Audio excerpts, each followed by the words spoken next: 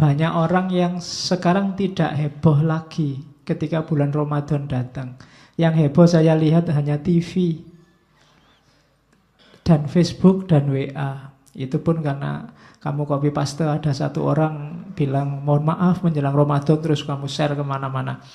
Kata-katanya sama, saya punya hampir 23 grup itu isinya podo-podo.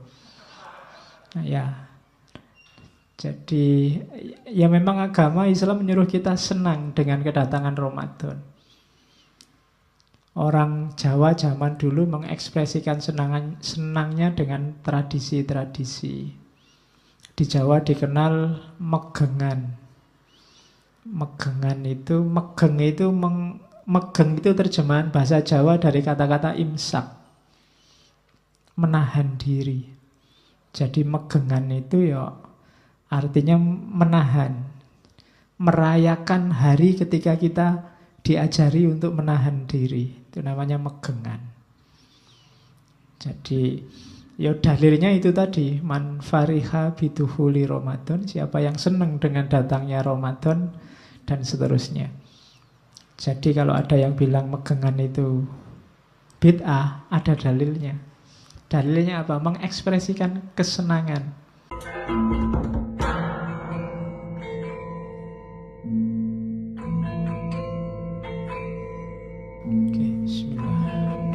Assalamualaikum warahmatullahi wabarakatuh. Bismillahirrahmanirrahim. Alhamdulillahi rabbil alamin. Alhamdulillahi nahmaduhu wa nasta'inuhu wa nasta'ufiruh. Wa na'udhu billahi min syururi anfusina wa min sayyiati a'malina. May yahdihillahu fala mudhillalah wa may yudlilhu fala hadiyalah. Allahumma sholli wa sallim wa barik ala habibina wa syafi'ina Sayyidina Muhammadin wa ala alihi wa ashabihi ajma'in. Amma ba'du. Bismillah, mari kita lanjutkan ngaji kita untuk sesi terakhir sebelum puasa. Puasa nanti biasanya kita libur 1 bulan puasa plus bonusnya Syawal. Saya tidak tahu nanti kita masuk lagi tanggal berapa, minggu keberapa Syawal. Ditunggu saja pengumumannya. Nunggu moodnya takmir dan mood saya. Enaknya dimulai kapan? Oke. Malam ini kita ada di Imam Ghazali lagi. Tokoh idola. Menurut saya Ghazali paling sering kita angkat karena memang pikiran-pikirannya variatif. Enak dibahas untuk tema-tema tertentu, khususnya yang berbau praktis tapi agak dalam. Meskipun tidak terlalu sangat dalam seperti beberapa filosof Sufi. Untuk level kita itu Ghazali sudah luar biasa. Sudah wow. Kita ngejar Ghazali juga agak berat. Tapi usahakan paling tidak ada banyak hal yang bisa kita kaji dari Ghazali. Dan saya tidak akan cerita banyak tentang setting biografisnya. Teman-teman pasti sudah akrab. Dan jujur saja, pasca Ghazali, menurut saya belum ada tokoh yang sekaliber Ghazali, yang menguasai hampir semua cabang Islamic Studies secara kritis. Meskipun nanti berakhir di tasawuf, seperti kita kaji kemarin di Al-Mungkit Minad Dolal. Bagi yang buntu nyari tema skripsi apa tesis, itu biasanya lebih gampang kamu cari Ghazali saja. Tema apa saja ada. Risalah-risalahnya itu menyinggung hampir semua tema dalam kajian Islamic Studies. Coba dilihat di perpus-perpus kampus-kampus UIN, STAIN, IAIN itu. Nama Ghazali mesti paling sering muncul. Sabar menurut Ghazali, marah menurut Ghazali, nafsu menurut Ghazali. Tokoh paling laku untuk dikaji. Web khusus juga ada web khusus tentang Ghazali yang hampir semua penelitian, mulai disertasi, tesis, skripsi, tidak cuma orang Indonesia, orang luar juga yang membahas Ghazali dimuat di situ. Banyak diantaranya yang bisa di-download gratis. Itu kan enak bagi yang nulis tesis, pingin survei literatur, tinggal kamu download. Tidak harus capek-capek nyari. Itu antara lain kebesaran Ghazali hari ini. Jadi kalau beliau dikasih gelar Hujjatul Islam, itu bukan omong kosong. Jadi cukup seorang Ghazali untuk menunjukkan betapa tingginya sisi keilmuan Islam. Dialah hujjahnya Islam. Oke, ya untuk melahirkan seorang Ghazali butuh sosok-sosok yang tangguh dan berani. Yang jelas rajin baca, rajin nulis, rajin muhasabah, rajin tafakkur. Dan susah nyari yang kayak gitu hari ini. Hari ini orang pinter dikit aja sudah pingin ceramah, sudah pingin ngasih tahu orang. Baru baca 1-2 kitab pingin menyadarkan orang. Wong dia sendiri belum sadar. Ya contohnya saya. Ngerti sidik-sidik sudah mau ngasih tahu orang. Oke, dan yang kayak saya banyak, lebih parah juga banyak. Makanya ya bener memang balighu anni walau ayah. Cuma ya lihat konteks, lihat situasi. Oke, Ghazali itu yang jelas tema kita puasa. Banyak orang yang sekarang tidak heboh lagi ketika bulan Ramadan datang. Yang heboh saya lihat hanya TV dan Facebook dan WA. Itu pun karena kamu copy paste, ada satu orang bilang mohon maaf menjelang Ramadan, terus kamu share kemana-mana. Kata-katanya sama, saya punya hampir 23 grup itu isinya podo-podo. Ya, jadi ya memang agama Islam menyuruh kita senang dengan kedatangan Ramadan. Orang Jawa zaman dulu mengekspresikan senangnya dengan tradisi-tradisi. Di Jawa dikenal megengan. Megengan itu, megeng itu terjemahan bahasa Jawa dari kata-kata imsak, menahan diri. Jadi megengan itu ya artinya menahan, merayakan hari ketika kita diajari untuk menahan diri. Itu namanya megengan. Jadi ya dalilnya itu tadi, man fariha biduhuli Ramadan, siapa yang senang dengan datangnya Ramadan, dan seterusnya. Jadi kalau ada yang bilang megengan itu bid'ah, ada dalilnya. Dalilnya apa? Mengekspresikan kesenangan. Ya meskipun kita sering lebih fokus ke bancaannya. Ya, cuma maunya itu. Seneng lah orang Jawa terus pakai tradisi biar senengnya lebih berlipat-lipat dengan segala macam atributnya, makan-makannya, sodakohnya, syukurannya, dan lain-lain. Jadi heboh lah, tidak apa-apa Ramadan ini datang. Banyak yang bilang ala pak puasa aja, sudah biasa kita puasa, sejak kecil sudah puasa, sudah dilatih untuk puasa Ramadan, jadi biasa-biasa aja. Iya, berarti level puasa kita memang masih di level itu. Harusnya kita wow, kita dapat momen bagus dari Allah. Saya membayangkan perintah puasa itu kayak mahasiswa disuruh bikin makalah. Disuruh bikin makalah itu kan kepentingan kita loh sebenarnya itu. Kita jadi pinter nulis, kita jadi baca-baca.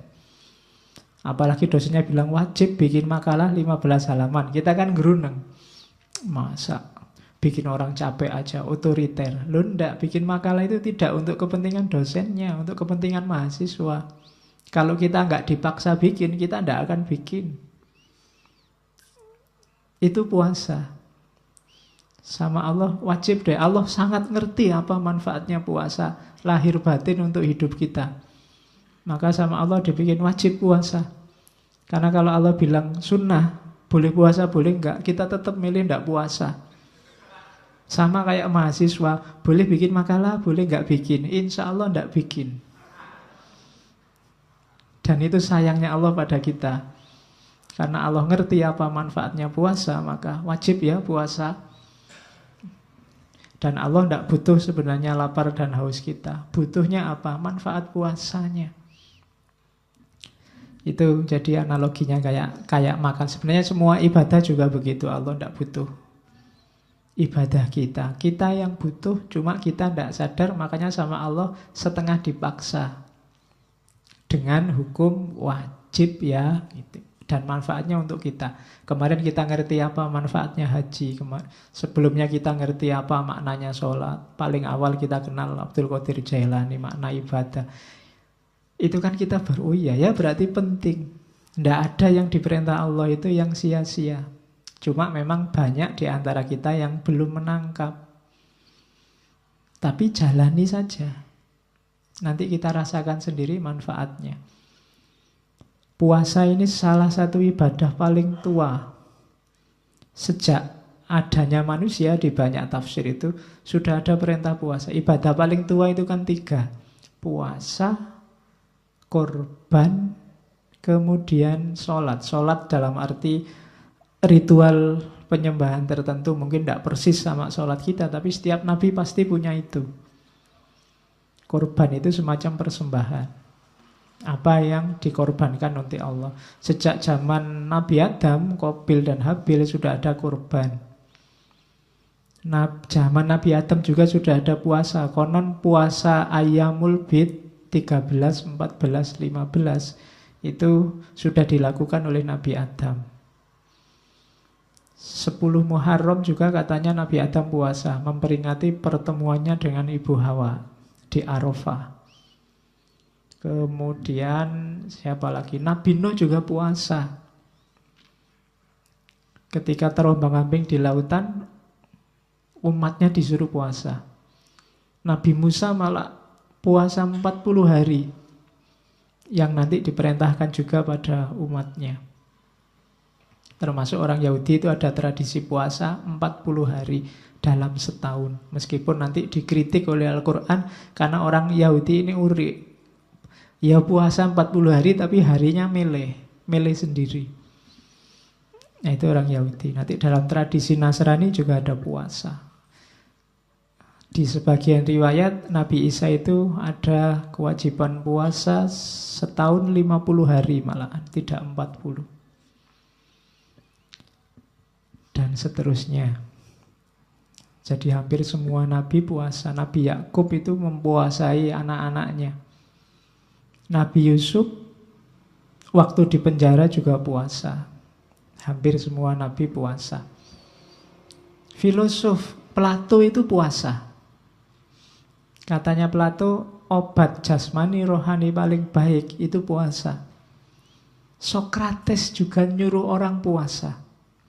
Katanya Sokrates, dalam diri kita, dalam diri manusia itu ada unsur penyembuh. Bantulah dirimu untuk menyembuhkan dirimu sendiri. Jalannya antara lain puasa. Jadi mbahnya filosof aja poso. Masa kalian tidak puasa? Nah itu arahnya ke situ. Jadi mungkin kalian belum menangkap. Yang kalian tangkap sampai detik ini puasa itu ya lapar dan haus. Terus kalau sudah maghrib balas dendam. Ya. Jadi cuma itu. Sebenarnya manfaatnya banyak. Ya antara lain nanti kita gali dari kitabnya Ghazali malam ini. Binatang juga kan banyak yang riwayatnya puasa. Yang paling terkenal kan kisahnya ulat yang jadi kepompong terus jadi kupu-kupu. Atau ayam yang puasa ketika dia mengerami telurnya 21 hari malahan. Apalagi ular, ketika dia ganti kulit dia harus puasa. Apalagi beruang kutub waktu hibernasi juga puasa. Apalagi ikan salmon. Waktu dia migrasi besar-besaran, yang jaraknya bisa sampai 1000 mil, itu dia harus puasa. Biar bisa gesit. Kalau nggak puasa dia nggak bisa gerak cepat. Nggak bisa nututi teman-temannya. Maka puasa bareng-bareng terus nyebrang bareng-bareng. Itu ikan salmon.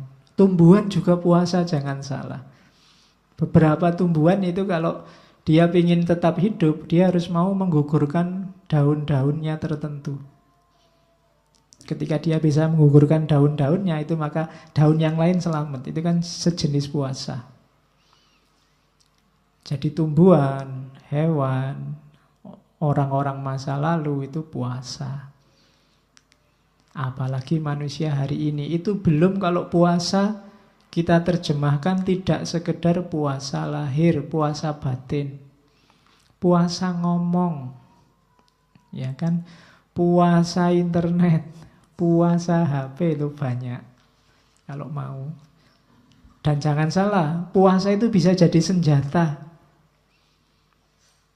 Orang demo kan ada yang mogok makan, itu kan puasa. Saya demo Pak, mogok membaca, enggak bisa jadi senjata ternyata membaca. Yang bisa jadi senjata, puasa. Saya demo Pak, mogok sholat, paling orang karepmu.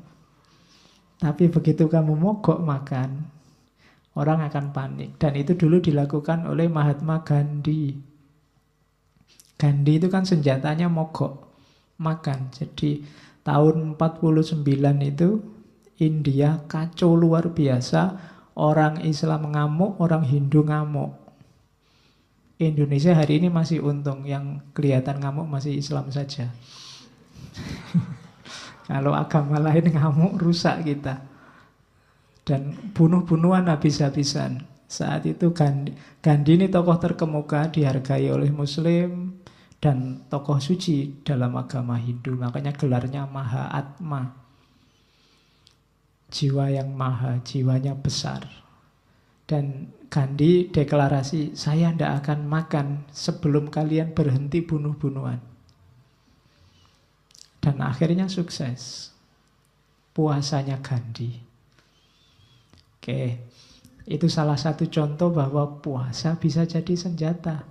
Kalau nggak percaya, misalnya bapakmu ngirim uangnya kurang, terus kamu minta, Pak ini duitnya kurang, ya sudah itu habis-habisin, ya sudah saya tak puasa aja kalau gitu.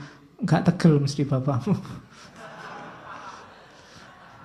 Saya ndak makan lah saya, oh ndak tegel mesti bapakmu. Jadi jangan salah, puasa itu kelihatan pasif, tapi sebenarnya dia bisa aktif dan revolusioner. Oh, itu puasa. Oke. Itu diantara yang perlu kita tahu dahsyatnya puasa. Maka gembiralah kita dapat momen. Alhamdulillah kita dipaksa oleh Allah untuk puasa. Ayo kita manfaatkan 1 bulan ke depan. Kita coba dapat apa kita dari puasa. Selama ini kan kita cuma dapat lapar dan haus sama komedi di TV-TV.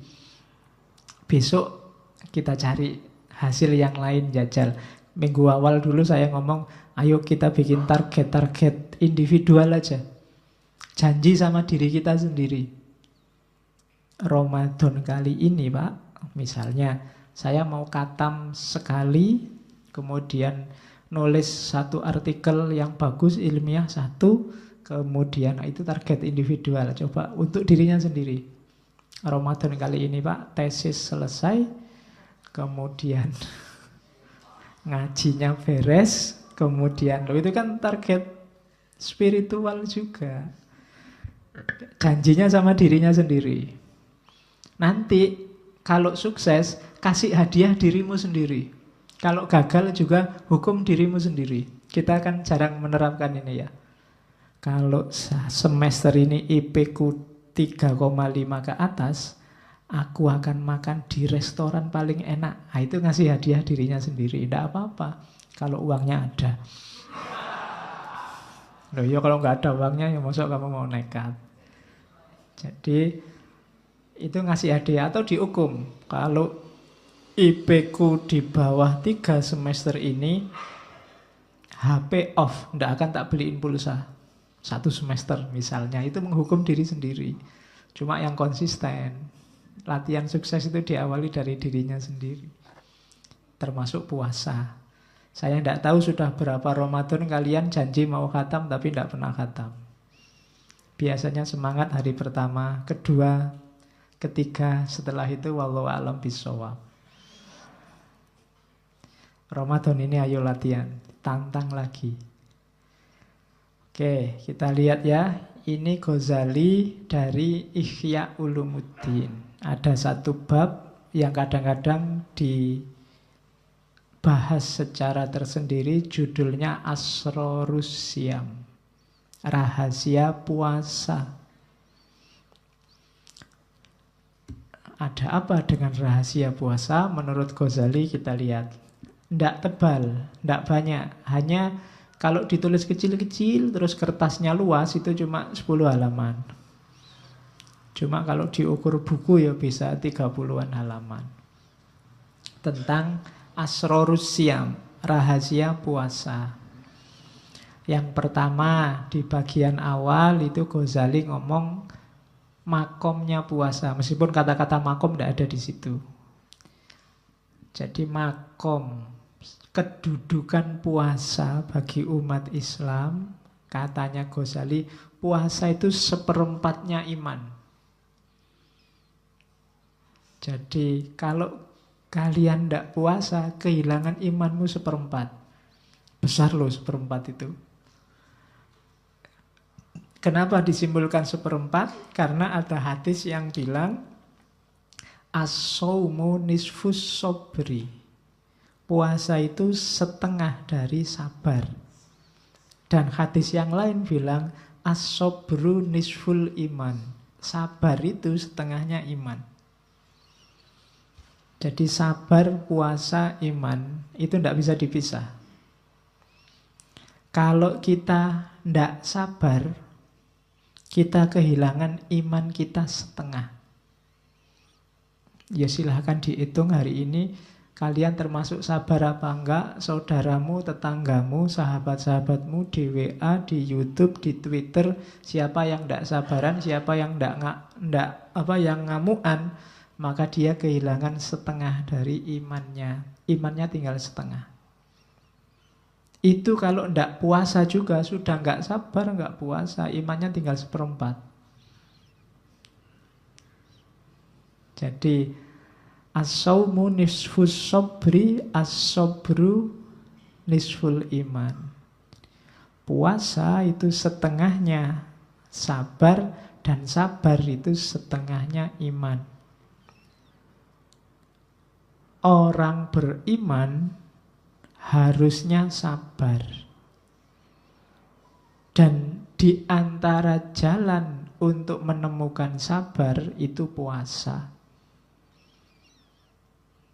Tidak cuma puasa lahir, tapi juga puasa batin. Sabar itu kan puasa batin. Kamu dicederai orang, dicaci maki orang, dizalimi orang, sabar, itu kan puasa. Kalau kamu bales bisa. Kalau sekedar misuh kamu bisa lebih canggih. Cuma kan enggak usah lah. Itu kan puasa namanya. Kalau puasa lahir kan, kalau mau kamu bisa minum banyak tapi enggak minum. Kalau mau kamu bisa makan tapi enggak makan. Kalau puasa batin kan juga begitu. Kalau mau, kalau sekedar kamu dimaki orang, kalau sekedar maki-maki, bisa 3 kali lipat lebih dahsyat daripada dia. Cuma enggak. Itu kan sabar.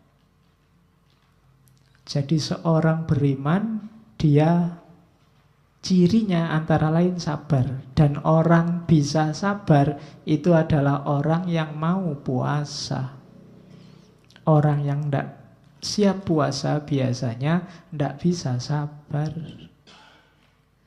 Orang tidak puasa itu apa? Yos, pokoknya apa yang ada di hatinya diucapkan begitu saja. Apa yang diinginkan diraih begitu saja, tanpa mempertimbangkan positif negatifnya. Sabar itu kan bisa sabar dari dan juga sabar untuk. Sabar dari itu atas yang menimpa dirimu. Kalau sabar untuk itu Ketika kalian melakukan sesuatu, kalau sabar untuk itu dalam agama namanya istiqomah. Tiap hari tak coba sholat duha, itu sabar untuk. Istiqomah terus sholat duha, sabar dijalani terus. Nah itu namanya sabar untuk melakukan sesuatu. Ada juga sabar dari atas yang menimpa, atas yang kita alami, kita sabar. Orang harus punya kualitas sabar ini, tapi harus cerdas membedakan kapan menggunakan sabar dari dan kapan menggunakan sabar untuk. Berjuang itu bukan berarti tidak sabar, tapi sabar untuk. Biar aja Pak, IP saya 2, saya sabar aja. Bukan itu. Kalau IP-mu 2, sabarlah untuk belajar biar IP-mu 3 ke atas. Gitu loh. Kalau kamu lagi bokek, ya sabarlah untuk berusaha biar kamu dapat uang, kan itu. Awas keliru menerapkannya. Selama ini kamu kan pukul rata. Sabar itu berarti apa yang terjadi biar dapat jalan. Rumusnya bukan itu. Jadi sabar itu bisa dari sesuatu dan untuk sesuatu. Tapi untuk membedakan mana yang dari, mana yang untuk, kita butuh satu hal, namanya kebijaksanaan. Dan kebijaksanaan itu ilmunya antara lain yang paling terkenal adalah filsafat. Maka ngajilah filsafat. Oke, ini bukan promosi, iklan. Terus, jadi makomnya puasa itu ya. Puasa itu dialektika antara keimanan dan kesabaran. Terus, jangan lupa ini makomnya. Jadi, kalau ada, harusnya besok waktu bulan puasa tidak ada orang ngamuk. Dan nggak ada orang males. Puasa kok malah males-malesan, ini harusnya dia kehilangan sabar untuk. Puasa kok ngamuk, berarti dia kehilangan sabar dari. Dua-duanya harus hidup. Kalau puasa kan kadang-kadang di kantor-kantor, di kampus, jam kerjanya malah dikurangi. Ya karena puasa, ya ndak apa-apa, asal produktivitasnya tidak menurun. Ya tetap bagus, dikurangi ndak apa-apa. Terus, jadi makomnya itu ya, dialektika antara sabar dan iman dan puasa. Jangan lupa, kuncinya di situ nanti. Yang kedua, terus Ghazali membahas kenapa sih puasa itu dianggap istimewa.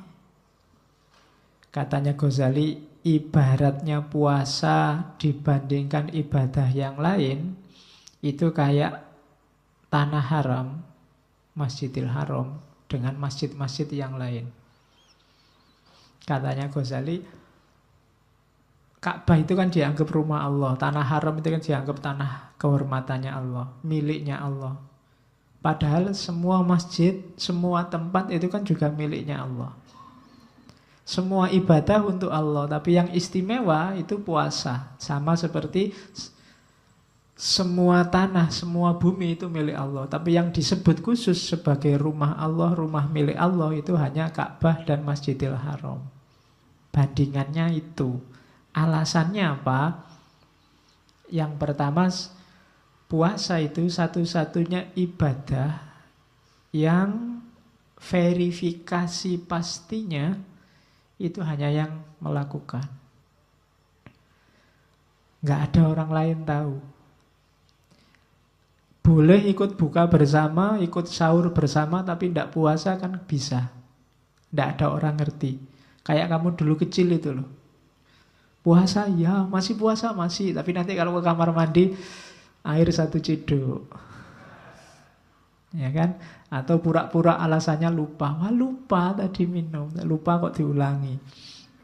Kan sering dulu kita waktu kecil begitu. Yang tidak ngalami kan nggak lihat. Kamu makan apa enggak kan nggak kelihatan. Jadi satu-satunya ibadah yang hanya kamu dan Allah yang tahu. Itu yang bikin puasa istimewa. Ibadah yang sifatnya subjektif. Orang tidak bisa menilai. mulutmu kering, bau nafasmu ndak enak, itu kan ndak jaminan kamu puasa. Wong kamu ndak puasa aja sudah ndak enak. Itu juga bisa trik. Ya kan, kamu makan pete juga baunya ndak enak. Mulut kering, kalau kamu pas sariawan juga mulutmu kering. Ndak bisa. Pagi sampai siang ndak makan apa-apa, ndak akan ada orang tahu. Kecuali dirimu sendiri. Katanya puasa tapi warung-warung penuh misalnya. Itu kan terus, loh itu. Jadi meskipun di warung ada tutupnya, tapi kan kakinya kelihatan. Wah, kakinya masih banyak. Nanti pulang ke rumah puasa. Tapi sebenarnya enggak. Jadi hanya kita yang tahu. Itu yang bikin puasa istimewa. Kalau sholat kan orang bisa lihat. Kalau sedekah orang bisa ngerti, bisa ngitung.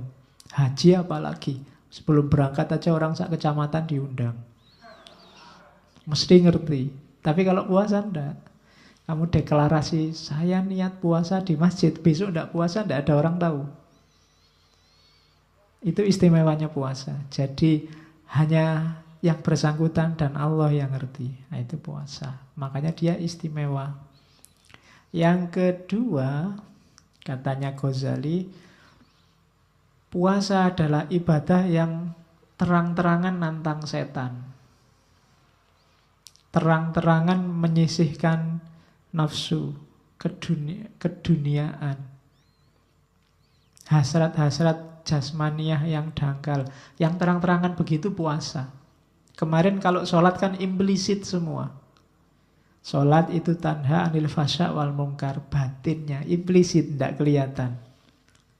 Kemudian apalagi kemarin haji itu kan banyak sekali makna. Tapi tidak kelihatan, orang harus mendalami dulu. Tapi begitu puasa, langsung kelihatan bahwa ini melawan hawa nafsu. Nafsu makan, nafsu minum, nafsu seksual. Dilawan semua. Nah, itu kan ibadah yang terang-terangan melawan nafsu, itu puasa. Makanya ada hadis Nabi, wahai anak-anak muda yang sudah mampu, nikahlah. Man istata'a minkumul ba'ah falyatazawwaj. Nikahlah, jangan jomblo terus, tidak ada untungnya dan tidak ada enaknya. Terus ya. Wa in lam yastati, kalau kamu tidak mampu, puasa. Jadi kalau nggak mampu puasalah, fa'alaihi bisaum. Meskipun kalau dulu zaman saya di SMA sering dipelesetkan, fa'alaihi bisobun. Kalau nggak mampu ganti sabun, bukan itu. Dengan puasa, bukan dengan sabun. Cuma puasa yang beneran ya. Nanti ada cirinya puasa yang beneran menurut Ghazali. Kalau cuma puasa menahan lapar dan haus, itu masih belum bisa jadi benteng untuk yang belum mampu kawin. Karena kalau hanya puasa lahiriah, susah jadi benteng. Kadang-kadang puasa nafsumu tambah besar.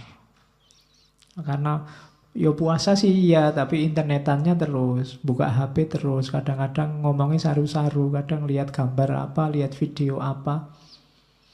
Videonya video ceramah, cuma karena yang ceramah bunyai, pikiranmu kemana-mana. Wah, bunyai itu. Bisa begitu kan? Jadi puasa yang benar nanti diajari oleh Ghazali. Karena puasa adalah ibadah yang secara terang-terangan nantang setan. Setan dalam dirimu sendiri khususnya, hawa nafsu. Setannya yang asli katanya dibelenggu. Cuma kan setan itu kan tidak berdaya kalau nggak kompatibel sama dimensi rohanimu. Cuma selama ini kamu tidak pernah mikir kompatibilitas itu. Jadi setan selalu cocok sama dirimu. Waktu puasa setan tidak cocok. Jadi analoginya maka dibelenggu. Dibelenggu itu bukan kok terus malaikat datang setannya dirantai. Terus kamu di mana ya kira-kira dibelenggunya, bukan itu. Tapi setan otomatis terbelenggu. Kenapa? Harusnya jiwanya orang puasa itu tidak nyambung sama situasi setan dan kesetanan. Cuma hati-hati kalau habis maghrib nafsumu kumat lagi, kesetanan lagi, ya kompatibel lagi, setan bisa masuk. Jadi kalau waktu siang, oh ndak kita puasa, nanti aja habis maghrib misalnya gitu. Nanti ditawari pacarnya, mas jalan-jalan lu, jangan sekarang puasa. Nanti habis maghrib kita ke mall bareng, ayo podo wae. Habis maghrib kompatibel lagi dirimu sama setannya, nyambung lagi. Jadi diinget-inget itu state-nya puasa, wilayahnya orang puasa. Jadi melenyapkan dimensi setan dalam dirimu. Saya lupa ada baca riwayat dulu, saya lupa di kitab apa ya, katanya zaman Nabi itu puasa itu hampir 22 jam. 22 jam itu berarti sahur, terus buka waktu maghrib sampai isya, setelah isya puasa lagi. Terus ada kasus Umar. Umar itu malam-malam berhubungan sama istrinya. Sehingga turun ayat bahwa ya kalau malamnya Ramadan itu tidak apa-apa berhubungan sama istri. Terus dipahami, oh berarti makan juga boleh, tidak harus sampai isya. Pemahamannya seperti itu. Saya lupa ada di kitab apa. Cuma ya itu, karena 22 jam mungkin lebih terjaga. Cuma mungkin Allah sayang sama kita, terus ndak apa-apa kalau malam pengen makan-makan sepuasnya juga ndak apa-apa. Cuma hati-hati yang tadi sudah dikondisikan sejak pagi, jangan dilepaskan lagi. Kalau ndak ya hasilnya balas dendam tadi. Kadang-kadang puasa itu kan keuangannya lebih banyak keluarnya dibandingkan bulan biasa. Hari-hari gini kan kamu ndak pernah mikir bikin kolak apa beli kolak. Kalau puasa mikir. Biasanya kamu makan cuma nasi kucing satu sama air putih, selesai. Begitu puasa kamu mulai mikir takjilnya pakai apa, minumnya apa, kemudian makan utamanya apa, cemilannya habis sisa apa. Itu sama aja balas dendam. Jadi kamu merasa paginya disiksa dan malamnya bebas. Padahal itu kebalik, justru paginya itu kamu bebas dari hawa nafsu. Maka manfaatkan malamnya ketika kondisimu sedang bersih untuk yang baik-baik. Oke, terus ini banyak dalil cuma saya comoti, saya copy paste. Ya silahkan kamu baca, ini sudah banyak disebut orang. Innas syaitona la yajri min ibni adama majrodam fadoyiku majarihi bilju. Sesungguhnya setan itu berjalan dalam diri anak cucu Adam lewat jalan darah. Fadoyiku majarihi, maka sempitkanlah jalannya setan itu dengan kamu lapar. Yo paling ndak secara lahiriah rasional itu kalau kamu lapar kan kamu nggak mikir neko-neko, yang kamu pikir makanan dok. Begitu kamu kenyang baru mikir aneh-aneh. Itu paling gampang logikanya itu. Jadi sempitkan jalannya. Sempitkan kan bukan berarti hilangkan. Masih ada setan bisa masuk. Cuma sekarang sempit karena kamu cuma mikir makanan. Ketika kamu sedang lapar, ngatasinya kan gampang kalau cuma makanan. Kalau makan kan gak neko-neko lah. Tapi kalau mikir yang lain itu kadang-kadang bahaya. Itu mungkin maunya hadis itu. Jadi sempitkanlah jalannya. Paling enggak meskipun puasamu enggak dalam, enggak sampai batin, enggak khawasul khawas, tapi dengan kamu lapar, itu sudah, pikiranmu sudah paling ke makanan. Kalau habis-habis asar ketika kamu sudah melilit, itu mbok liwat ada cowok cakep apa cewek cakep, enggak minat lagi. Yang kamu pikir kolak sama es buahnya. Ya kan? Jadi itu antara lain. Terus ini sabdanya Nabi pada Aisyah, dawami qur'aba bil jannah. Teruslah, dawamkanlah, istiqomalah menggedor-gedor pintu surga. Qolat, katanya Aisyah, bimadza, dengan apa? Qala sallallahu alaihi wasallam bilju, dengan apa? Dengan lapar. Jadi kalau kamu lapar itu katanya Nabi kayak orang yang sedang mengetuk-ngetuk menggedor pintu surga. Terus kullu hasanatin bi asyri amthaliha ila sab'i mi'ati di'fin. setiap kebaikan itu dibalas oleh Allah minimal 10 kali lipat sampai 700 kali lipat setiap kebaikan. Illa siyam, kecuali puasa.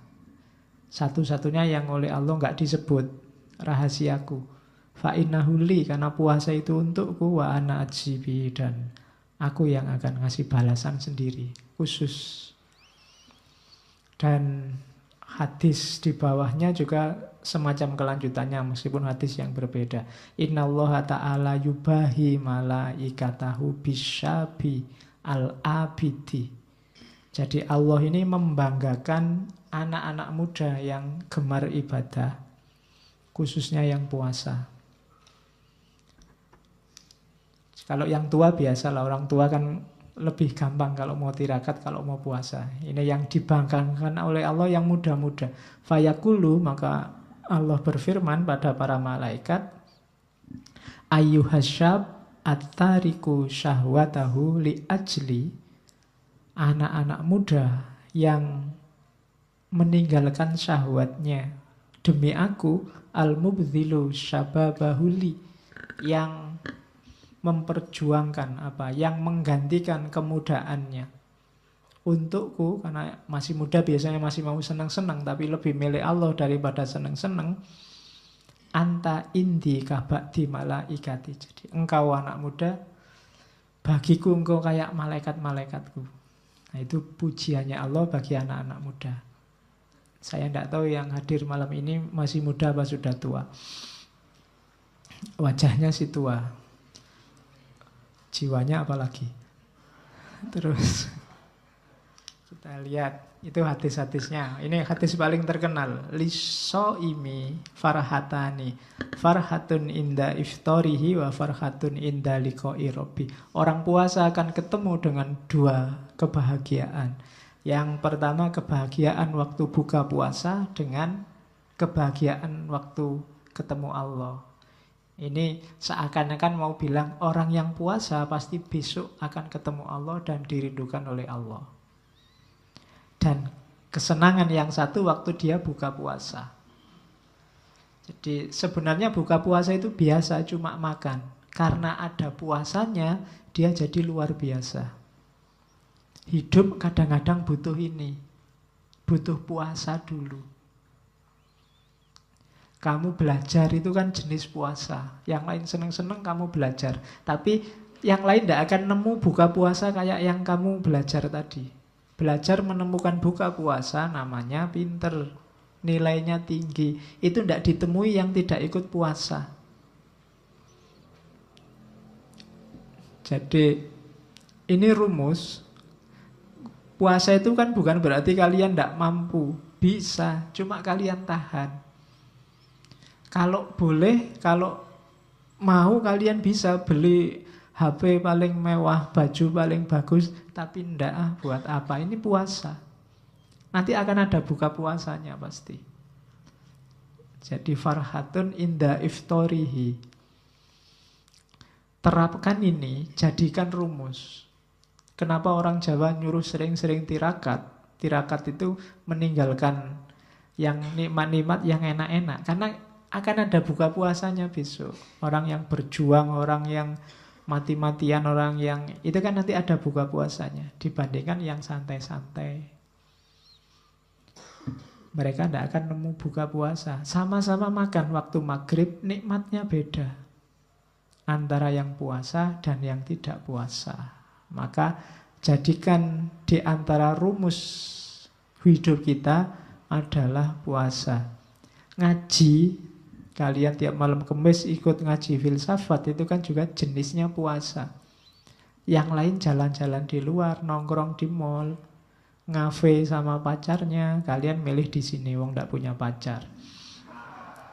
Loh, itu juga tirakat. Jadi kalau ada yang tanya, kok sampai umur sekian kok masih jomblo, mas, mbak, ndak. Ini tirakat kok. Kalau mau, gitu. Kalau saya mau, siapa ndak suka sama saya? Cuma saya tirakat aja. Biar nanti buka puasa. Oke. Terus kan itu juga sejenis puasa loh. Saya enggak mau pacaran, Pak. Itu juga puasa. Besok kalau dapat nikmatnya berkali lipat, iftorihi. Tapi yang sejak SMP sudah pacaran, yang-yangan, pacaran itu biasa, tidak ada rasanya. Yang dialami sama, cuma rasanya jauh berbeda, itu buka puasa. Makanya jangan sering-sering pacaran. Cukup sekali. Lama terus putus. Kamu kan biasanya itu, sekali dan lama sekali. Tapi terus putus. Akhirnya kan pacarannya sama siapa, nikahnya sama siapa. Oke. Kalau ditanya jawabnya santai. Bukan jodoh Pak. Gitu. Padahal itu nangis-nangis sudah. Terus dilanjutkan. Konteksnya puasa. Ngomong puasa itu tidak cuma ngomong lapar dan haus. Ayo masuk lebih dalam, katanya Imam Ghazali. Yang pertama, yang jelas puasa itu kepatuhan. Allah sendiri yang merintah secara terang-terangan loh. Ndak tedeng aling-aling kutiba alaikumusiyam. Kalian diwajibkan. Maka puasa yang pertama-tama bermakna kepatuhan kita pada Allah. Segala manfaat, segala hikmahnya puasa itu di bawah kepatuhan ini. Tidak boleh dibalik. Puasa itu menyehatkan. Kalau saya sudah sehat, apa harus puasa Pak? Harus tetap. Tidak bisa dibalik. Puasa itu bikin kita menahan nafsu. Wah, saya itu tidak pernah tergoda oleh nafsu Pak. Berarti tidak butuh puasa. Tidak. Yang pertama-tama tetap kepatuhan. Seandainya puasa tidak menyehatkan sekalipun, bikin kamu lapar, perutmu melilit, tetap harus puasa. Karena yang pertama-tama puasa itu kewajiban dari Allah. Ya kayak sholat kemarin. Sholat itu tanha anil fasya' wal mungkar. Pak, saya itu orang baik Pak, tidak pernah fasya' wal mungkar. Berarti tidak butuh sholat toh Pak? Tetap butuh sholat. Kenapa? Itu kepatuhan. Bukti bahwa kita percaya pada Allah, pada Rasul. Jadi yang pertama-tama itu tidak pakai argumen apa-apa. Baru kalau kita sudah patuh, kita rinci manfaatnya apa, hikmahnya apa, biar lebih mantap kepatuhan kita. Jadi tidak bisa dibalik. Tidak bisa, Pak, sholat itu kan untuk mengingat Allah. Sholat li dzikri katanya Allah. Kalau saya sudah anytime ingat Allah, apa butuh sholat Pak? Butuh. Kenapa? Kepatuhan. Jadi yang pertama-tama ibadah itu kepatuhan. Baru terus kita cari hikmahnya, manfaatnya, rahasianya. Itu biar ibadah kita semakin mantap. Biar kita sadar bahwa Allah tidak pernah nyuruh sesuatu yang sia-sia. Tapi itu belakangan. Setelah nilai kepatuhan. Termasuk puasa. Terus yang kedua, pelatihan. Riyadhah. Jadi puasa ini semacam short course 1 bulan. Latihan nyapih nafsu. Latihan mengendalikan diri, menguasai diri. Itu puasa. 1 bulan penuh kita dilatih. Saya tidak tahu sukses apa enggak. Kalian sendiri yang ngerti. Jangan sampai short course hanya tinggal short course, seminar hanya tinggal seminar. Harus fokus pada hasilnya. Biar besok benar-benar merayakan Idul Fitri, kembali fitrah. Jadi latihan terus. Dalam puasa, usahakan, saya bilang tadi ada target-target spiritual. Riyadhah. Ya yang nomor 1, latihan nafsu. Berani nggak misalnya khusus 1 bulan Ramadan besok Pak, saya buka WA hanya setelah maghrib sampai isya misalnya. Saya buka WA hanya kalau mau tidur Pak misalnya. Atau saya tidak akan lagi posting tentang yang dunia-dunia Pak 1 Ramadan ini. Saya ngomongnya akhirat aja misalnya. Ya tidak apa-apa, itu kan latihan. Pelan-pelan. Jadi silahkan bikin target sendiri. Riyadhah, bikin pelatihanmu sendiri. Ya latihan utamanya memang melawan hawa nafsu. Semoga sukses. Yang ketiga, puasa adalah pengorbanan, persembahan. Persembahkanlah rasa laparmu, persembahkanlah rasa hausmu, persembahkanlah perjuanganmu untuk Allah. Jangan untuk yang lain.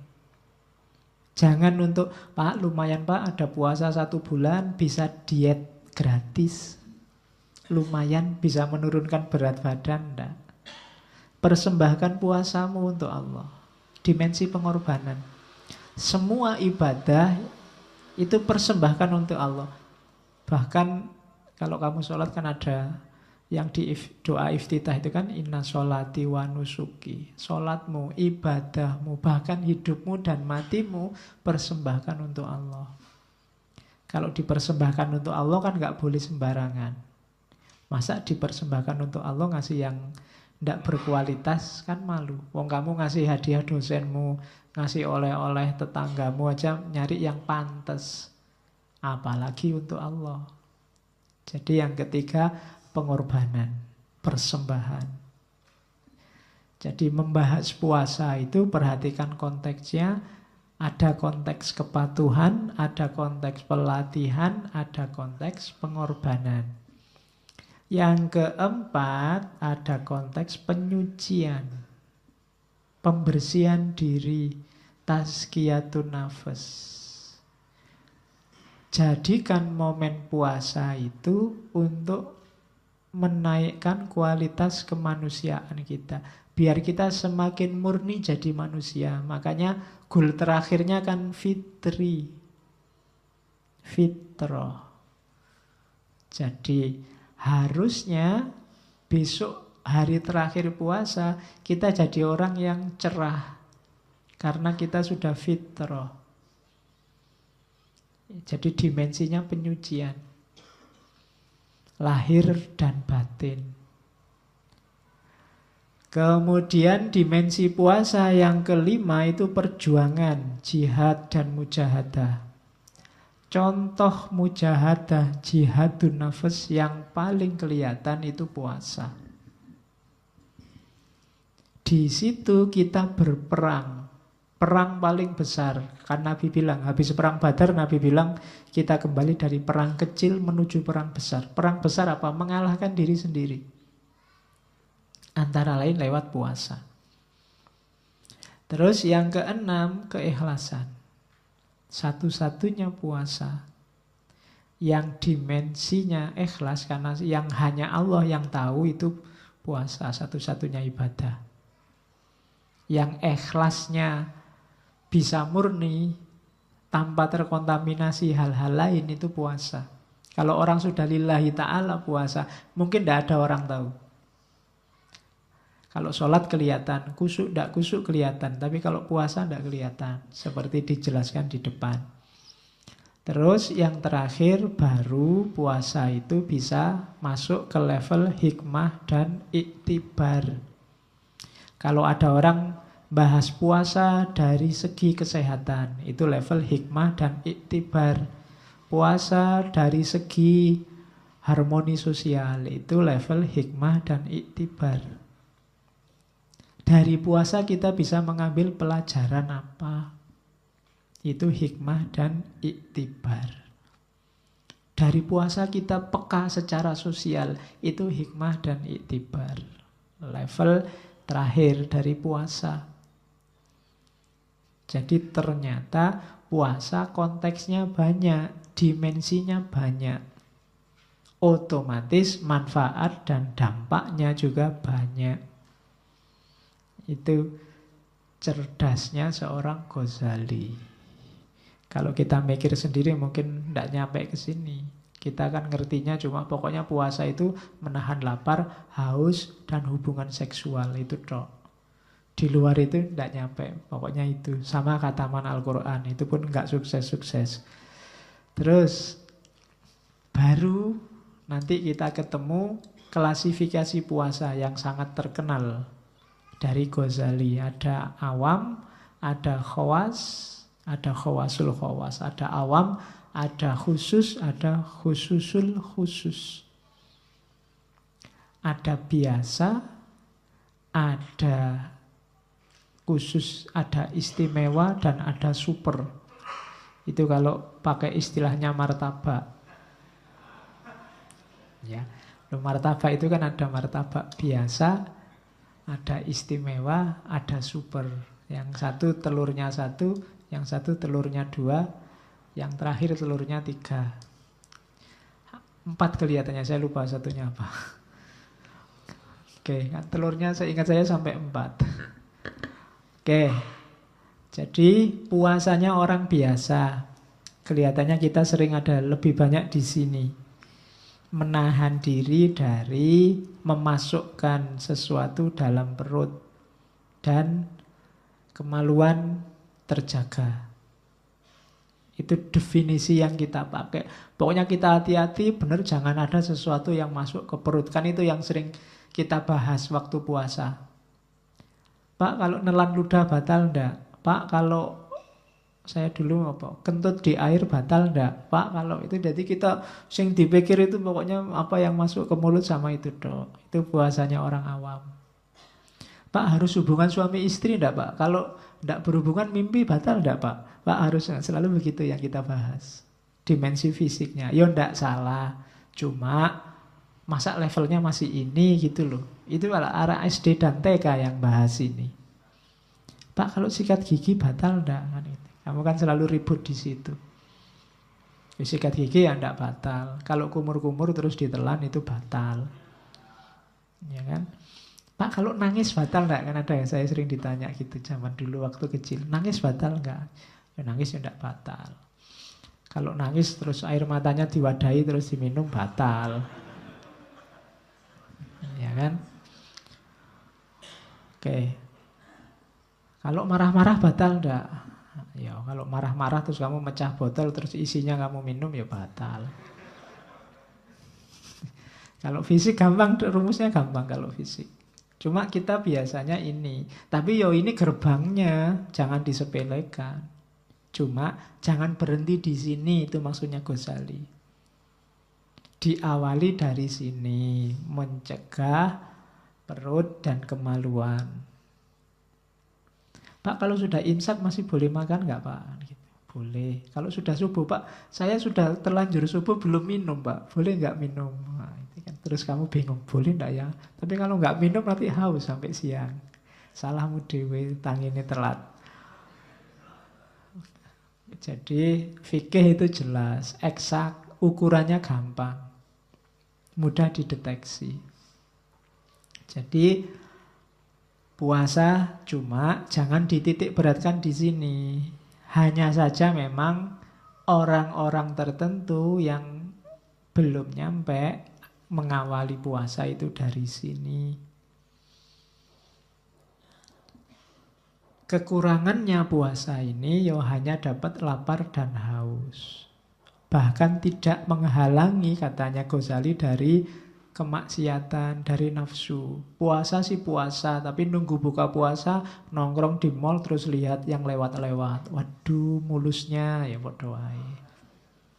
Tidak terhalangi. Kalau ada, puasa-puasa kok gitu. Loh kan yang penting tidak makan, tidak minum, dan tidak gituin. Nah, ya sah puasamu, cuma ini levelnya awam. Tidak dapat manfaat dari puasa. Puasa sih puasa, tapi nanti lihat TV mulai pagi sampai sore.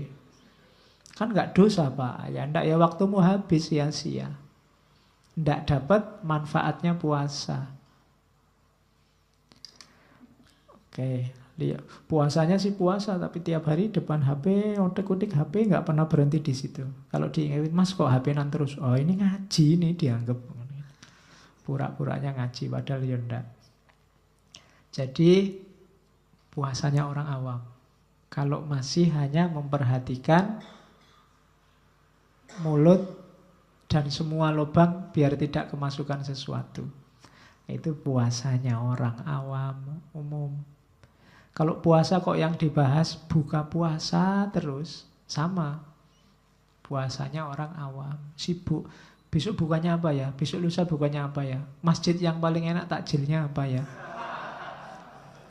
Kan ada toh yang survei, wah enak di sana, Alah kalau di sini cuma teh sama jajan, sana ada makannya. Oh sana lebih seru lagi, lauknya nggak cuma teh.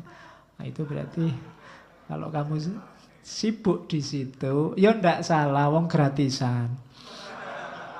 Ya, kapan lagi, ya kan? Kalau swadaya kan paling kamu ngangkring. Nah, ini ada kesempatan makan enak 1 bulan, gratis. Aduh.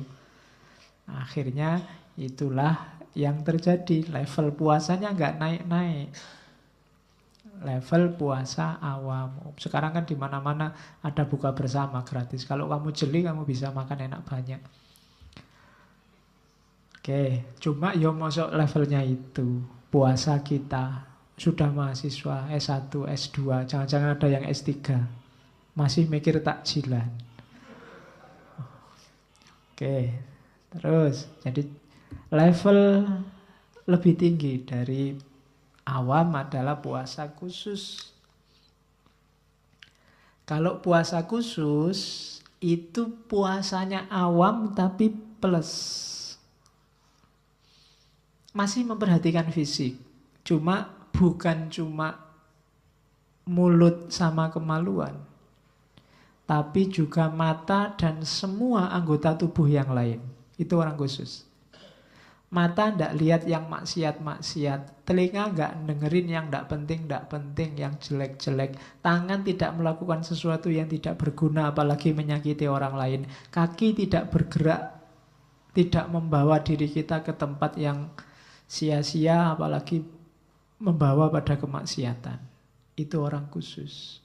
Yang dipuasakan fisiknya seluruhnya dari melanggar perintah dan larangan Allah.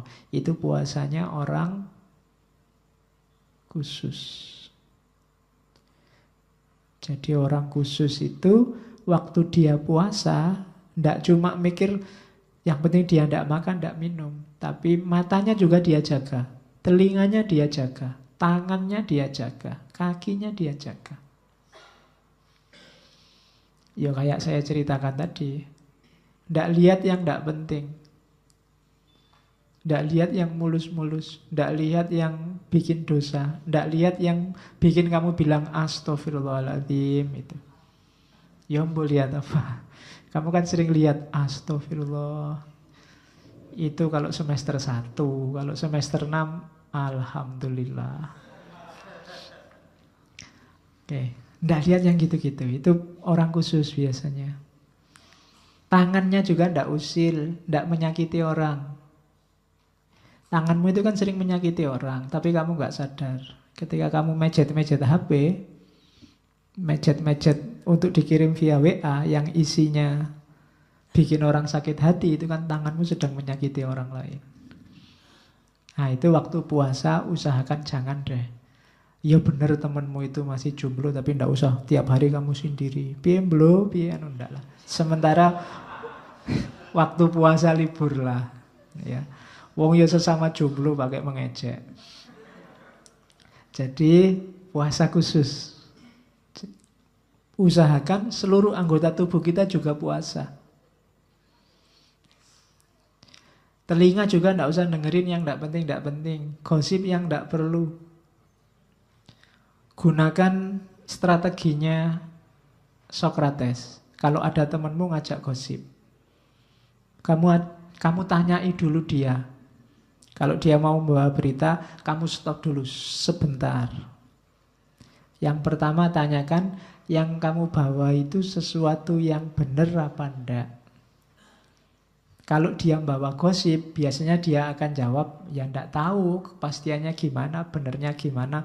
Wong saya cuma dapatnya copy paste misalnya. Itu yang pertama, filternya. Yang kedua, tanyakan lagi. Oke lah seandainya itu benar, kira-kira ada manfaatnya enggak? Kamu kasih tahu padaku.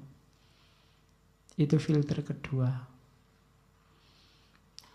Kalau tidak ada ya sudah. Yang ketiga, tentang hal yang baik enggak. Mungkin benar, ada manfaatnya saya tahu, tapi tentang hal yang jelek. Untuk waktu puasa, latihanlah enggak dulu.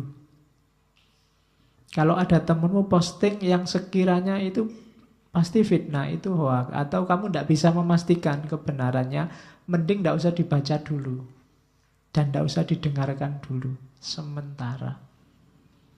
Sampai kamu yakin atau ada konfirmasi bahwa itu baik dan benar. Nah, ini puasa khusus namanya. Dan juga tidak usah mencium yang tidak penting-penting. Saya tidak tahu contohnya gimana mencium. Ya kalau mungkin kamu jalan-jalan di mall, kamu ambus-ambus, wah parfumnya wangi sekali. Kayak kemarin waktu haji, orang dilarang pakai parfum. Karena bau parfum itu kan bisa membangkitkan imajinasi macam-macam. Nah itu antara lain mungkin gunanya kita menjaga hidung. Hidung itu kan selain membau juga, sok-sok juga buat mencium. Kan ada beda antara membau sama mencium. Kalau puasa ya mending libur dulu ciumnya. Nanti kalau sudah buka puasa. Oke, terus. Jadi puasa khusus. Kalau awam hanya mulut sama kemaluan yang dijaga. Kalau khusus tidak cuma itu. Semua anggota tubuh dijaga. Jangan sampai maksiat. Nah, bahasa ceramahnya begitu. Jangan sampai melakukan dosa kecil-kecil. Ya Allah itu maha pengampun. Cuma kalau disepelekan, kan banyak cerita dosa kecil padahal orangnya baik membawa ke neraka. Amal baik yang kecil padahal selama ini orangnya jahat membawa ke surga. Pelacur menolong anjing bisa masuk surga. Loh itu kan susah. Pelacurnya sudah dosa besar, yang ditolong itu anjing. Padahal anjing itu kalau lewat di sini kamu lempari pakai batu sampai tewas. Gara-gara ini loh seorang pelacur bisa masuk surga. Itu kan karena Allah berkenan. Ada ulama besar melakukan kejahatan kecil, masuk neraka. Karena Allah tidak berkenan. Kan ada cerita, mungkin setengah anekdot.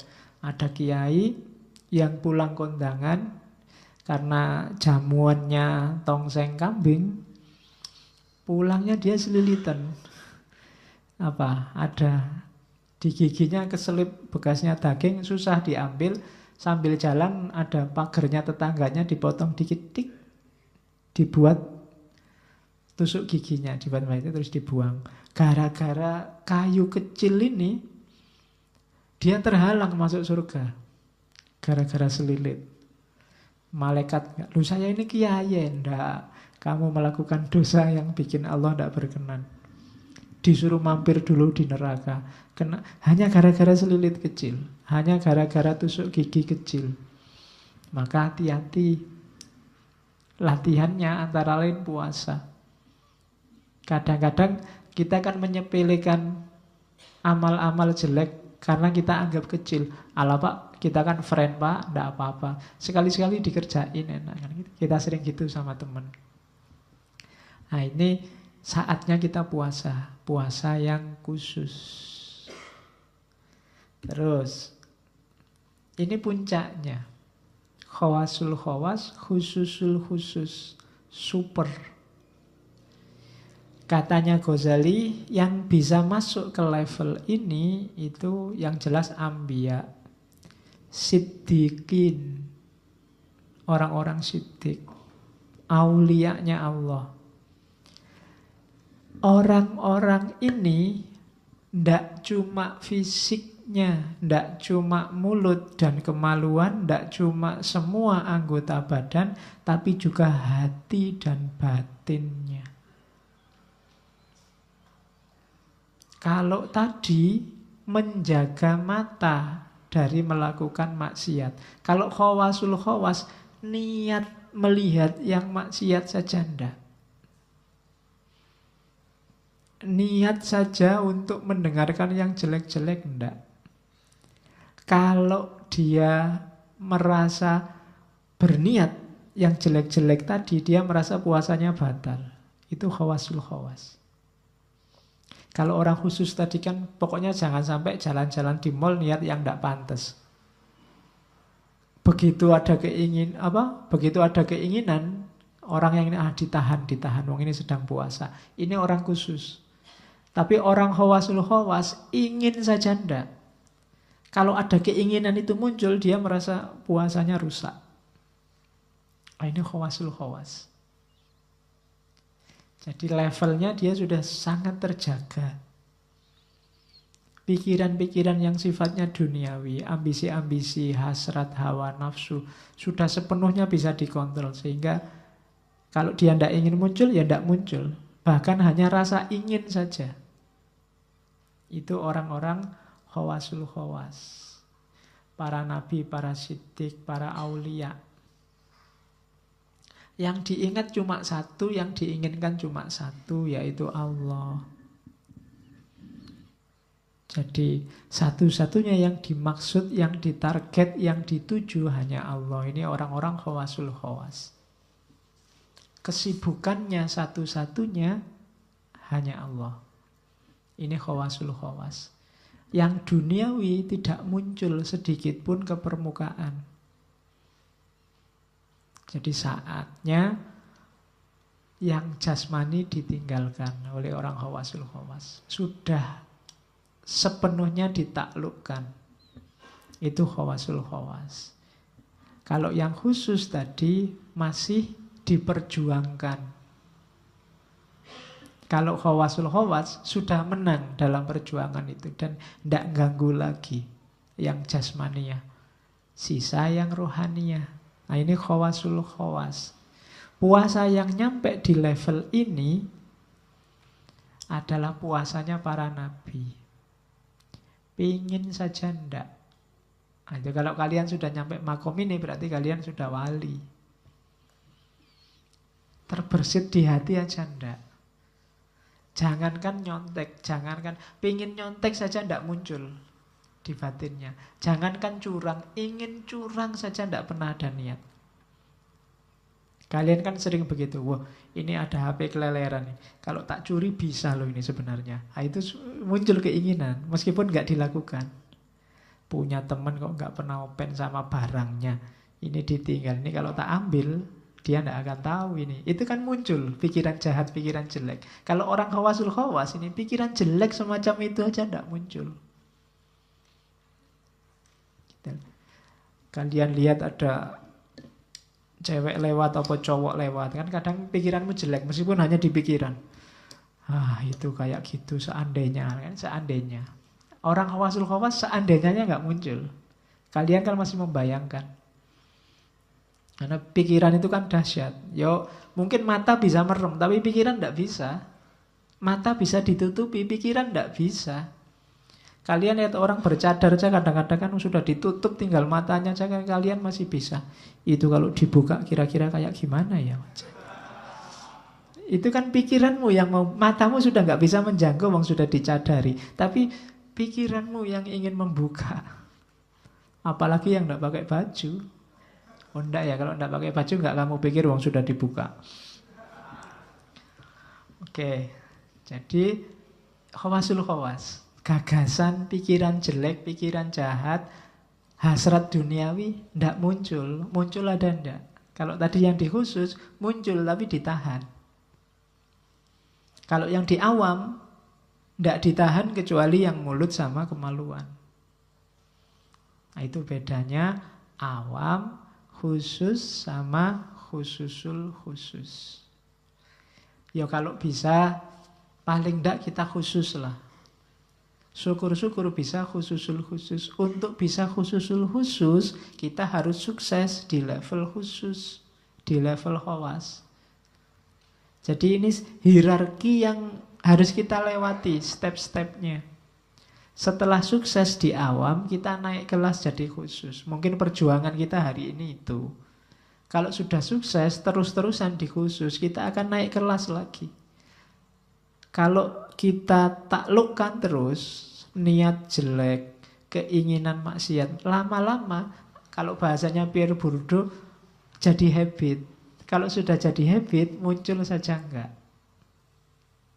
Dia masuk ke bawah sadar dan dia kontrol kehidupan sadar kita bahwa yang kayak gitu jelek, maka muncul di kepala saja enggak. Nah, itu khawasul khawas. Jadi biasakan diri kita dengan yang baik-baik, biasakan berjuang menaklukkan yang jelek, nanti diri kita akan terbiasa. Jangan mudah memaafkan dirimu yang melakukan kesalahan. Biar dirimu tetap peka terhadap kesalahan. Manusia itu kan punya tabiat itu. Pembiasaan itu kadang membahayakan. Nggak jasmani, nggak rohani. Jasmanimu itu, misalnya kamu pusing, itu kalau kamu cueki, pusing pertama rasanya pusing sekali. Kamu cueki mungkin pusing kedua nggak terlalu sakit lagi. Lama-lama pusing itu jadi biasa dan mungkin lama-lama nggak jadi sakit. Itu yang jasmani. Yang rohani juga begitu. Sekali kamu bohong, mungkin bohong pertama rasa bersalahnya luar biasa. Bohong kedua sudah turun banyak. Mungkin tinggal 80% rasa bersalahnya. Masih tetap punya rasa bersalah. Bohong ketiga tinggal 50%, bohong keempat tinggal 20%. Lama-lama bohong itu menurutmu biasa. Tidak ada rasa bersalah sama sekali.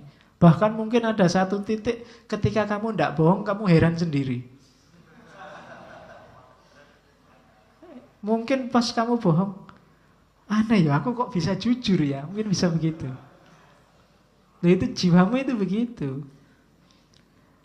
Kamu kan sering lihat orang, wah tidak mungkin saya nyampe ke makom itu. Sebenarnya kamu mampu.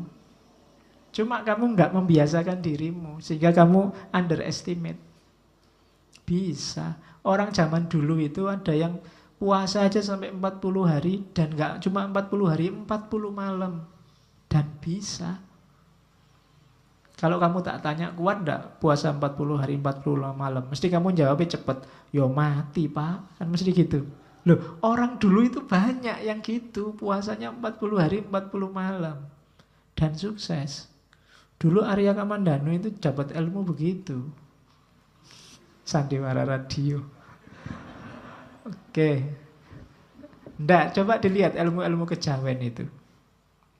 Nenek moyang kita itu bisa ada puasa 40 hari 40 malam. Kalau Nabi Daud kan sehari puasa sehari enggak. Jadi khawasul khawas. Caranya pembiasaan batinmu. Kalau melatih fisik itu relatif lebih mudah. Tapi melatih batin itu prosesnya harus agak panjang. Karena membiasakan. Terus itu kalimatnya Ghazali.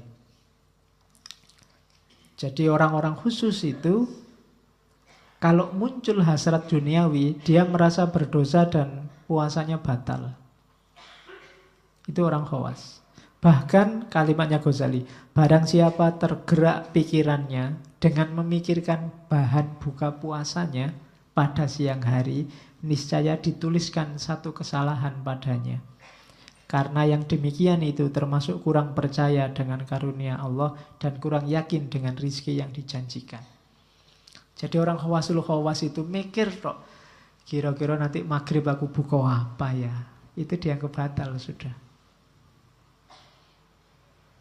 Apalagi kamu, kira-kira saya buka apa ya Pak? Bisa buka enggak ya nanti ya? Nah itu dianggap batal. Kamu enggak percaya sama Allah. Dianggap meragukan, emangnya Allah enggak bisa. Emangnya Allah nggak mampu ngasih kamu buka puasa. Nah, itu orang khususul khusus. Jadi hidupnya 100% hanya tentang Allah, oleh Allah, dan untuk Allah. Itu kelompok khawasul khawas. Jadi dia tidak mikir nanti buka puasa hari ini di masjid mana, besok di masjid mana. Jalan aja waktu buka puasa, kok pasnya di Kolombo ya di Kolombo. Kok pasnya di Suwada ya di Suwada. Ya memang sengaja jalan ke sana. Oke ya. Jadi pokoknya enggak usah mikir nanti buka makan apa, minum apa waktu puasa. Melecehkan Allah. Apalagi bisa buka enggak, itu menistakan Allah. Kamu bisa dilaporkan ke pengadilannya malaikat. Ya, emangnya Allah enggak mampu begitu gitu loh. Jadi enggak usah mikir nanti minum apa. Sekarang boleh karena belum puasa. Mikir minum dulu. Kamu kan nggak dapat, saya masih dapat.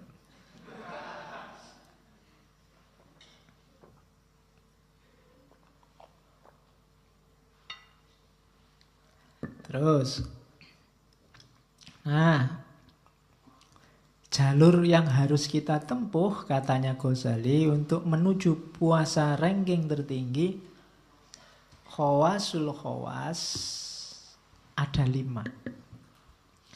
Yang pertama yang harus diperhatikan khusus, mata. Jangan menatap segala yang jelek, tercela, dan dimakruhkan. Makruh saja ya, belum haram. Yang menghalangi orang ingat pada Allah. Makruh itu berarti sebenarnya boleh, cuma lebih baik jangan. Itu yang kita jaga pertama. Itu untuk menuju puasa khawasul khawas. Jagalah mata kita untuk tidak lihat yang jelek-jelek, yang tidak pantas, yang tidak ada gunanya. Bahkan yang makruh juga jangan. Makruh itu sebenarnya boleh kita lihat, tidak masalah. Cuma mbok sebaiknya jangan. Ya, yang makruh itu mungkin segala yang bisa membuat kita lupa pada Allah. Misalnya, apa wis, kamu main game, kebetulan HP-mu ada game baru. Yang ini bikin kamu lupa. Terus, wah lumayan level 1, level 2 lumayan. Atau kamu lihat serial, wah mumpung puasa Pak, kan enggak apa-apa tuh Pak, lihat TV, mumpung saya punya serialnya Naruto lengkap ini Pak. Itu kan boleh, cuma mbok sebaiknya jangan wong kita sedang puasa. Kita jaga mata yang pertama. Nyari yang lebih manfaat. Ya kalau nggak ngaji ya baca buku lah yang sekiranya bermanfaat. Atau kalau lihat TV, lihat yang bermanfaat, yang ada hikmah dan ilmunya. Lu lihat film apa aja kan ada hikmahnya Pak. Ya kamu ngerti sendirilah. Mana yang boleh kamu lihat, mana yang jangan kamu lihat. Oke, terus yang kedua setelah mata, tolong perhatikan lidah. Lidah hari ini tidak selalu omongan yang ada kata-katanya. Omongan dalam bentuk tulisan juga tergolong lidah. Hari ini banyak sekali orang yang tidak bisa menjaga lidahnya dari mencaci maki dan menyakiti orang lain. Coba kamu lihat komentar-komentar di berita-berita politik itu, hampir semuanya isinya menjelek-jelekkan. Nah, itu sama dengan tidak bisa menjaga lidah. Hati-hati. Dan juga menjaga telinga dari mendengar yang makruh. Makruh aja tidak boleh, apalagi yang haram. Ya mendengar yang tidak boleh itu kan misalnya mendengar desahan yang harusnya nggak kamu dengar. Contohnya ngono. Jadi ndaklah mendengar orang gosip, menjelek-jelekkan temannya, itu juga mbok jangan. Wong lagi puasa. Wong ndak puasa aja kamu dilarang, apalagi lagi puasa. Jadi jagalah telinga, jagalah lidah. Dan juga anggota badan yang lain dari segala dosa. Kemudian yang keempat, tidak membanyakkan makan belaka. Intinya gini, waktu puasa itu kan puasa itu kita disuruh tirakat, mengurangi makan, mengurangi minum. Tapi yang terjadi sering sebaliknya. Yang ada di pikiran kita kebanyakan makan dan minum. Sahur apa, buka apa, menunya apa, warung sana sama warung sini enak mana, warung sana buka ndak ya waktu sahur. Jadi malah lebih banyak mikir makannya. Padahal puasa itu kita disuruh mengurangi makan, tapi isi pikiran kita selalu tentang makanan. Itu yang kebalik katanya Ghazali. Mbok wis ndak usah dipikir kayak biasanya aja. Biasanya makan di mana sih? Ya di situ aja. Biasanya minum apa? Ya itu yang diminum. Biar nggak usah banyak mikir. Nanti kurus Pak. Alah. Susah lagi mikir. Loh ya ndak apa-apa toh kurus, wong selama ini banyak yang diet. Lah saya sudah kurus ya Pak. Kurus karena puasa itu mulia. Iya. Puasa itu jangan dilihat menghasilkan kurusnya, kelihatan cahayanya. Kalau kamu sukses. Kalau kamu sukses loh ya. Banyak orang puasa nggak dapat cahayanya. Bisa dirasakan. Dekat orang yang ahli puasa, itu rasanya beda. Sama dengan dekat orang yang ahli zikir, ahli sholat. Kamu yang peka pasti bisa merasakan. Jadi cari cahayanya puasa. Tidak masalah kamu kurus. Dan harusnya tidak mungkin kamu sakit apalagi mati gara-gara puasa. Kecuali ada kejadian luar biasa. Tetangga saya puasa mati Pak. Kenapa? Tabrak mobil. Iya. Ora ono hubungannya sama puasa itu namanya. Puasanya nggak mungkin bikin kamu sakit, bikin kamu bikin kamu mati. Terus cirinya orang khawasul khawas untuk menuju ke sana, ciri paling puncak adalah hatinya. Orangnya selalu hati-hati, khawatir terus. Khawatir apa? Takut puasanya nggak diterima. Mau mikir yang dunia aja sudah, jangan nanti puasaku nggak diterima, Allah nggak berkenan. Mau yang jelek-jelek nggak usah tadi. Itu ciri orang menuju khawasul khawas. Hati-hati, khawatir, puasanya rusak. Bukan cuma sah. Kalau sah itu gampang. Mulut dan kemaluan tadi terjaga sah. Cuma rusak pahalanya, hilang manfaatnya. Kehilangan manfaat puasa. Nah, ini orang-orang khawasul khawas. Dia mati-matian berusaha tidak kehilangan ini. Itu khawasul khawas. Tidak sekedar puasanya sah, tapi puasanya berkualitas. Oke, terus sekarang kita lihat rahasianya puasa, katanya Ghazali. Gini loh, manusia itu kan derajatnya di atas hewan. Kenapa? Karena dia punya akal. Kemudian cuma dia di bawah malaikat. Kenapa? Karena dia punya hawa nafsu. Asumsi premis pertama itu. Maka harus hati-hati. Jadi manusia itu derajatnya di atas hewan dan di bawah malaikat.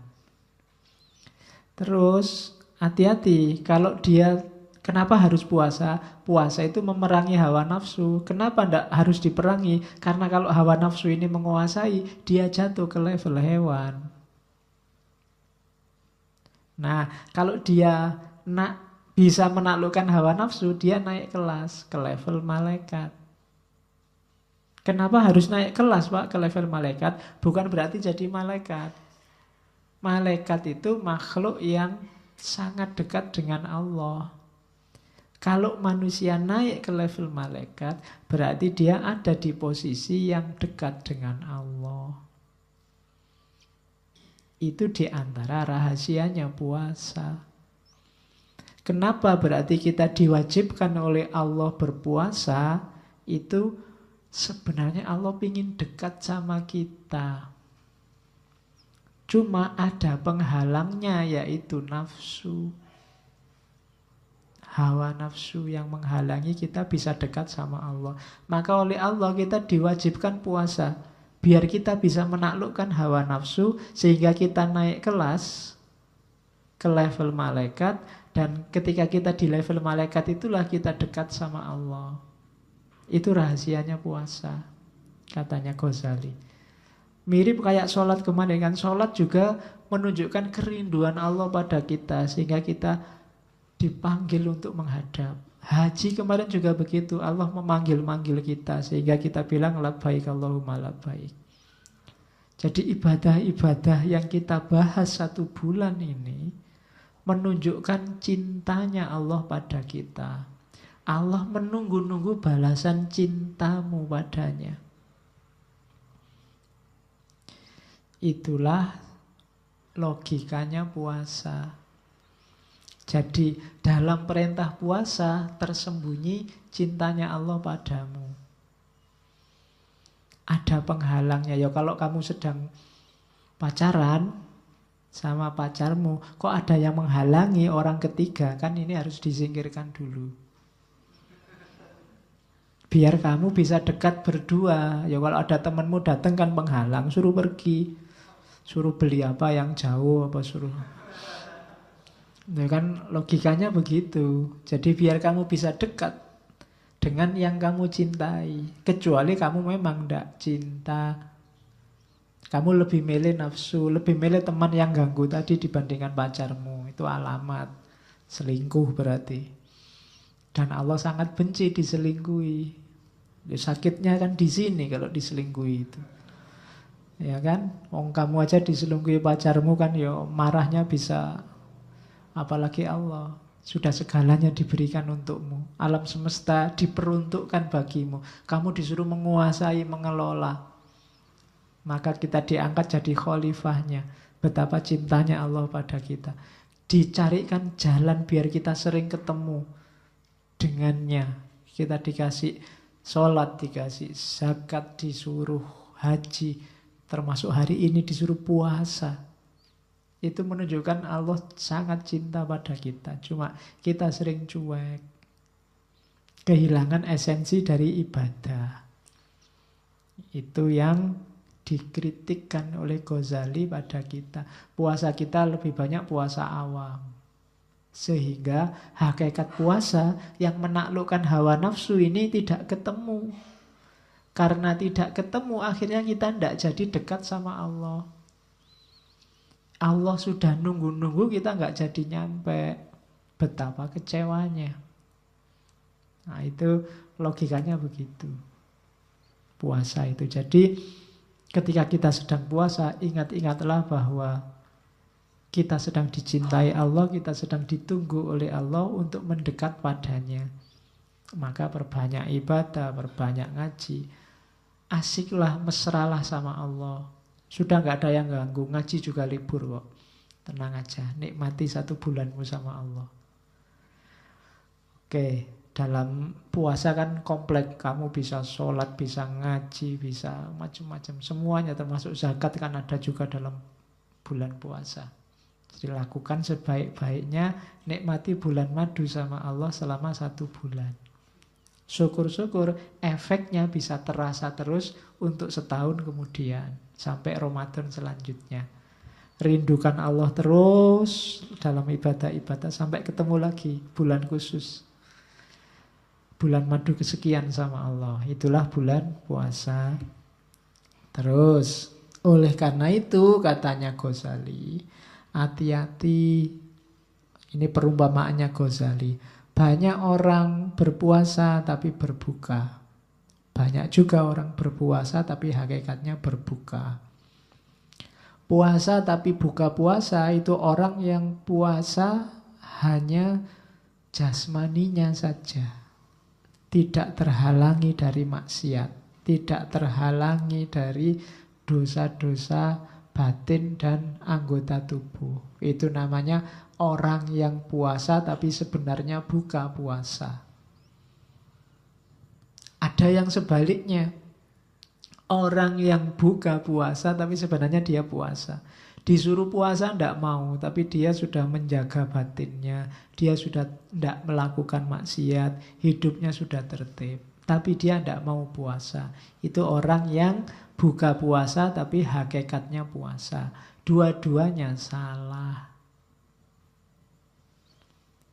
Ibaratnya katanya Ghazali, itu saya nulisnya belum lengkap. Orang yang puasa tapi tidak menjalankan ibadah batinnya, tidak terhalangi dari nafsu dan maksiat, itu kayak orang wudu. Airnya sudah diusap-usapkan ke tubuh, sudah diulang-ulang 3 kali, tapi dia masih belum wudu beneran, belum membasuh katanya Ghazali. Masih hanya cuci muka. Jadi belum ketemu esensinya wudu. Sama orang yang sudah tidak makan, tidak minum, tapi masih melakukan maksiat, puasa batinnya belum jalan, itu ya kayak orang wudhu tapi sudah ketemu air, sudah diusap-usap 3 kali tapi masih belum dibasuh. Sebaliknya nanti orang yang tidak puasa, buka puasa, tapi sebenarnya puasa. Orang yang sudah ngerti syarat rukunnya wudhu juga sudah dibasuh 3 kali, tapi tidak ada niatnya untuk wudhu. Sama aja nggak ada nilainya. Jadi harus lahir dan batin puasa itu. Tidak boleh batin saja atau lahir saja. Sholat tidak boleh ingat saja tanpa ada aktivitas syar'i sholatnya. Puasa tidak boleh lapar dan haus saja. Haji nggak boleh rame-rame saja. Nama lainnya umroh haji kan sekarang wisata religius. Kok jadi wisata sekarang? Harusnya kan itu ibadah, tapi sekarang jadi wisata religius. Paketnya macam-macam. Ada yang habis umroh terus bonus rekreasinya ke Hong Kong. Ada yang terus rekreasinya, ya. Jeleknya cuma satu, kok saya nggak bisa ikut? Bayarnya mahal-mahal. Oke, jadi umpamanya itu ibadah puasa yang hakikatnya tidak puasa, atau tidak puasa tapi hakikatnya puasa. Dua-duanya keliru. Terus targetnya puasa kayak di ayat itu takwa memang. Orang yang puasanya sukses, setelah Idul Fitri dia jadi orang fitrah, ciri hidupnya cuma satu, yaitu takwa. Kalau menurut Ghazali, takwa itu dari akar katanya punya sekaligus 3 makna. Yang pertama takut, haibah, orang takut itu jadinya hati-hati. Yang ketiga taat, yang kedua taat, yang ketiga hatinya suci dari dosa. Ciri paling gampang, silahkan dilihat sendiri ayatnya, di situ sudah ada. Jadi orang yang puasa itu nanti setelah puasanya sukses, setelah Idul Fitri, dia harusnya jadi orang yang hati-hati hidupnya, tidak sembrono lagi. Orang yang haibah, takut dosa. Jangan setelah Ramadan, wah alhamdulillah Pak, saya sekarang sudah fitri, sudah bersih, dosa-dosa dikit gak apa-apa, sudah kan, sudah bersih sekarang. Tidak begitu. Justru harusnya lebih takut. Khawatir kebersihannya, kefitriannya ternodai. Itu cirinya takwa. Tapi kalau orang habis puasa kok tambah sembrono, berarti puasanya tidak sukses. Yang kedua, takwa itu bermakna taat. Habis puasa kok lebih patuh terhadap agama, lebih semangat ibadah, lebih asyik berdua sama Allah, berarti sukses. Tapi kalau habis puasa tambah cerewet, perintahnya agama didebat terus, kritik terus, gegeran terus tiap hari, ya sudah. Gegeran itu tidak masalah, debat itu tidak masalah, tapi ketaatan harus tetap jalan. Cuma kan banyak orang yang ya berhenti di gegeran itu. Ada orang sedekah dikritik, alah pamer itu. Ada orang sholat, paling sholatnya tidak khusyuk. Ada orang puasa kok diperlihatkan, puasa itu ya pribadi. Kok habis dikritik, dia sendiri males. Banyak kan orang kayak gitu, sinis terus sama orang lain. Matanya selalu menghadap keluar, tidak pernah ke dalam. Itu problem. Harusnya orang takwa itu semakin hati-hati. Jangankan ngomong atau perbuatan, gerak hatinya saja dia hati-hati. Makanya ciri takwa yang ketiga itu suci dari dosa hatinya. Dosa hati saja enggak, apalagi dosa fisik, apalagi dosa ucapan, dosa perbuatan. Oke, jadi itu target puasanya takwa. Terus hikmahnya, kalau tadi kan kualitasnya namanya takwa. Manifestasinya apa sekarang? Manifestasi itu bukti fisiknya. Yang pertama, puasa yang sukses berarti akhlaknya tambah mulia. Semakin berakhlak. Nanti dilihat ya, kalau habis puasa kok tambah sopan, tambah enak diajak ngobrol, semakin menyenangkan. Nah, itu berarti dia akhlaknya semakin baik. Tapi kok habis puasa tambah ngamukan, tambah bikin sebel, deket aja kita males, ada yang tidak beres. Akhlak mulia, cirinya. Semakin sukses puasa, semakin mulia akhlaknya. Kemudian semakin pemurah dan penyayang. Kita sejak kecil sudah puasa, kalau puasa kita sukses, maka Islam akan benar-benar rahmatan lil alamin. Pemurah dan penyayang. Kenapa? Karena kita tidak terikat lagi sama dunia. Orang puasa kan menyapai hawa nafsu dan keduniaannya. Kalau puasa kita sukses, kita akan pemurah dan penyayang. Kalau hari ini ciri ini belum muncul di dunia Islam, Islam yang pemurah dan penyayang, berarti harus banyak dievaluasi puasa kita.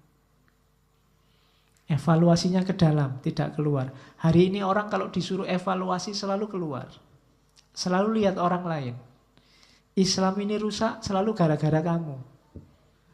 Tidak pernah gara-gara aku, jangan-jangan aku. Kalau ada banyak bencana itu selalu kamu sih, selalu begitu.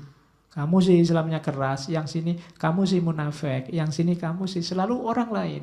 Tidak pernah, astagfirullah, jangan-jangan aku yang keliru ini. Muhasabah, jarang yang begitu sekarang. Orang jarang yang bertanya, jangan-jangan aku yang keliru. Semuanya selalu bilang, kamulah yang keliru.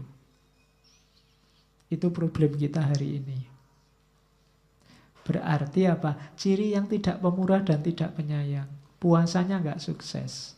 Orang yang puasanya nggak sukses berarti rahasianya tidak terpegang. Rahasianya apa? Dekat sama Allah. Orang yang tidak pemurah dan penyayang berarti belum dekat sama Allah. Terus yang ketiga, watak dan karakter kepatuhannya. Semakin rajin beribadah, itu ciri hikmah yang lain. Selama ini tidak pernah ke masjid, jadi rajin ke masjid. Apalagi pas ada makan-makannya. Selama ini tidak pernah sholat, rajin sholat. Itu ciri ketiga. Yang keempat, melatih syahwat. Orang yang kelihatan tidak banyak ambisi lagi. Hidupnya sampai pada batas kesederhanaan. Secukupnya. Makan secukupnya. Minum secukupnya. Ya kan? Apa-apa pokoknya sampai batas pas. Gak pernah lebih. Itu berarti puasanya sukses. Pingin punya mobil pas. Pingin punya rumah tingkat pas punya. Pingin punya istri cantik pas. Ya, maksudnya nggak neko-neko, sesuai kadarnya. Kalau makan butuhnya 1 piring, ya cukup 1 piring. Nggak nambah sampai 3 piring mentang-mentang gratis. Nah, itu namanya bisa menjaga syahwat, menjaga keinginan. Terus biasanya orang yang puasanya sukses, jasmaninya sehat, itu otomatis. Malam ini tidak kita bahas manfaat kesehatannya. Sudah banyak tulisan bahas itu. Rohaninya juga mantap. Menunjukkan orang puasanya sukses. Jasmani sehat, rohani mantap. Ya nanti kita evaluasi. Bukan evaluasi orang lain. Kita evaluasi diri kita sendiri. Kira-kira puasa kita sukses apa enggak? Puasa bikin kita jatuh cinta sama Allah apa enggak? Semakin baik perilaku kita, akhlak kita, semakin pemurah apa enggak? Kita bisa evaluasi ke dalam. Oke, terus ini terakhir. Kalimat bagian-bagian akhir dari Asrorus Syam.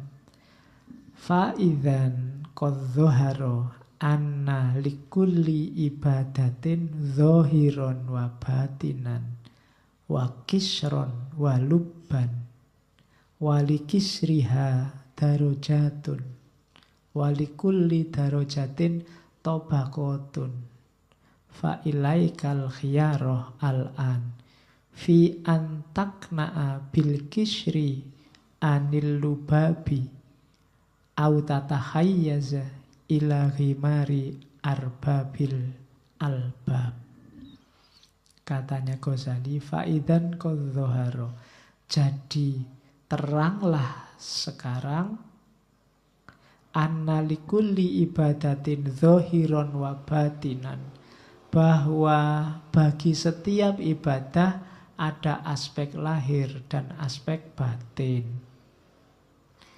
Walubban wakishron waluban, dan juga ada kulit, ada isi. Walikisriha darajatun, dan kulitnya ada beberapa tingkatan. Walikulli darajatin tobakotun, dan di setiap tingkatan ada level-levelnya. Fa'ilaikal khiyarah al-an, maka silahkan engkau pilih sekarang fi antakna'a bil kisri anil lubabi, apakah cukup dengan kulit saja tanpa isi, atau engkau ceburkan dirimu dalam tingkatan-tingkatan isi. Jadi katanya Ghazali, ibadah itu ada lahirnya, ada batinnya, ada kulitnya, ada isinya. Dua-duanya penting. Cuma sekarang pilihlah, kamu milih kulit saja tanpa isi atau isi dan tingkatan-tingkatannya. Kalau milih isi otomatis lewat kulit. Kalau kamu milih kulit nggak akan dapat isi. Itu logikanya. Kalau kamu pengen makan kacang, isinya kacang, kamu harus lewat kulitnya kacang. Kecuali kacang yang sudah dikuliti terus diplastiki. Itu urusan lain. Tapi kamu harus milih. Kamu kulitnya saja apa isinya. Kalau kamu nyari isinya, dua-duanya akan dapat. Karena harus lewat kulit terus baru ketemu isi. Tapi kalau kamu lewat kulitnya saja, isinya tidak akan terperoleh. Sejak kemarin kita ngaji mulai Syekh Abdul Qadir Jailani sampai minggu lalu Ali Syariati, kita banyak ngomong isi. Karena kulitnya kalian sudah paham. Sejak kecil sudah diajari fikih. Nah ini kesimpulannya Ghazali, ibadah memang ada lahirnya, ada batinnya. Kalau bisa jangan cuma milih kulitnya. Karena kalau kamu milih kulitnya, kamu tidak akan ketemu isinya. Kejarlah isinya. Lah kulitnya Pak, lu kamu tidak akan bisa ketemu isi kalau nggak lewat kulit.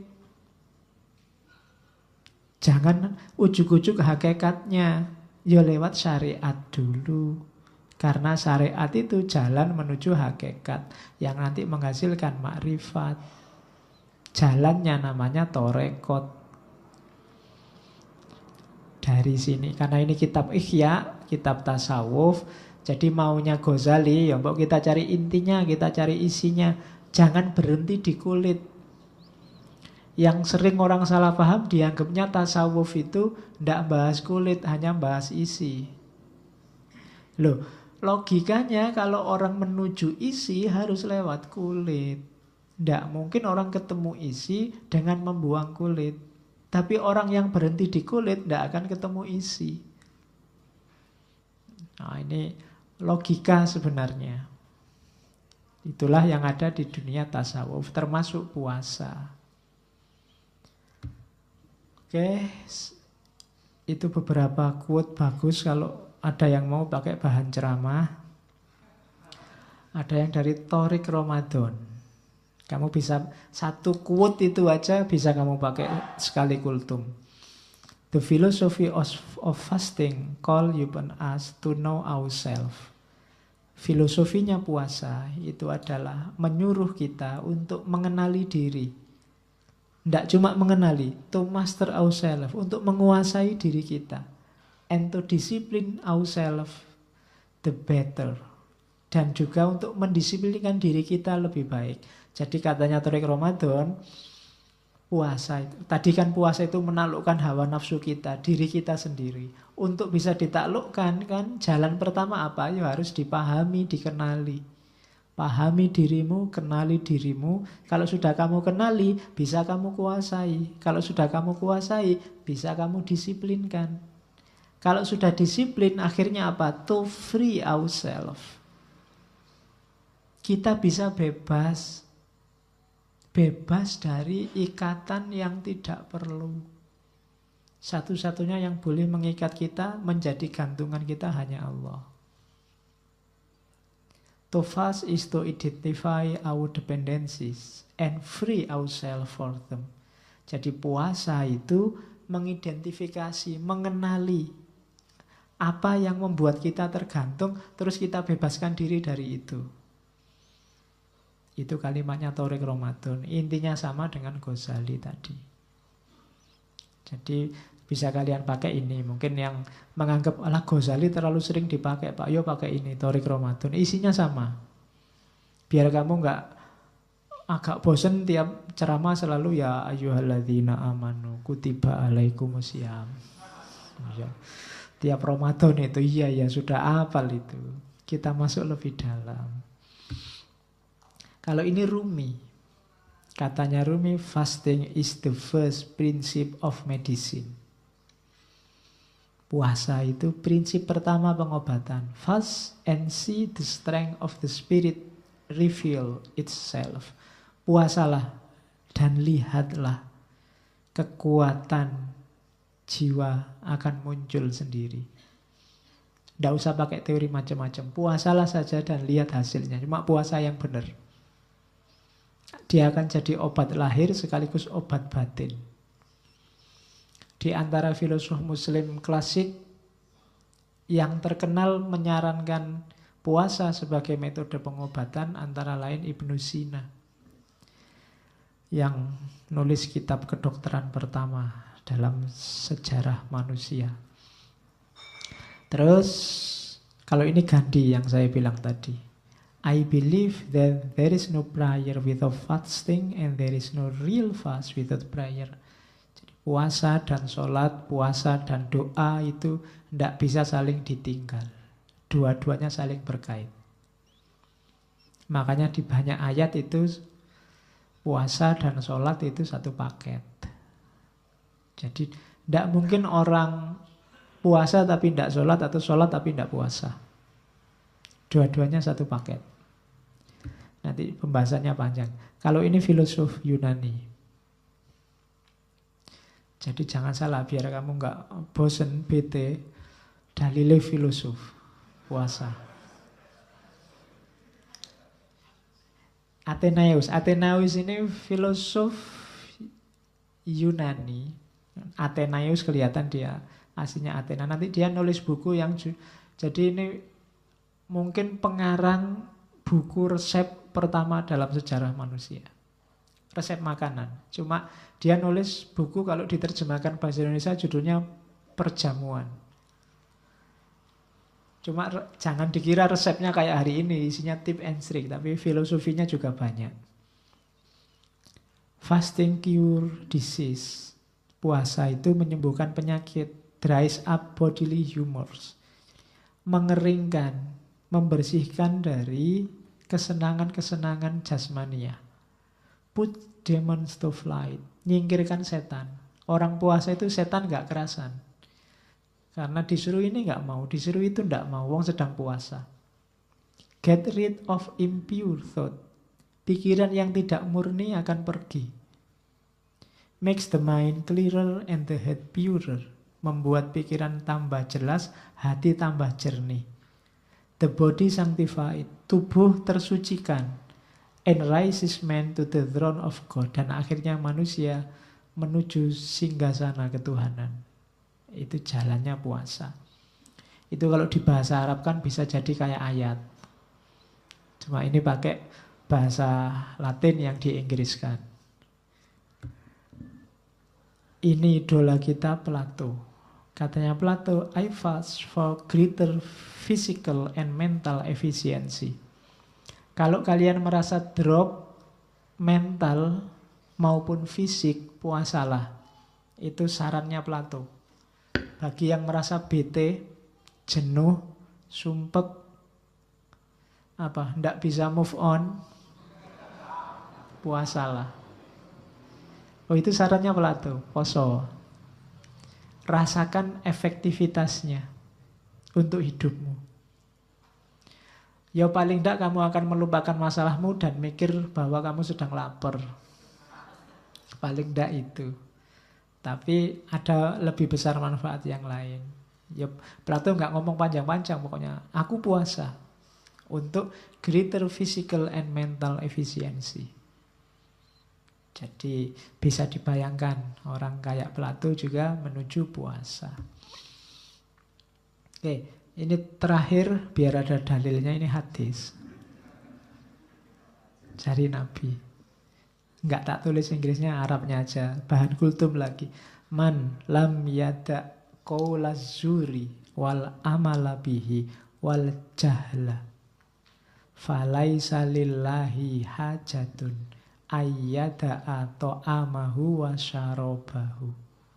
Abu Hurairah.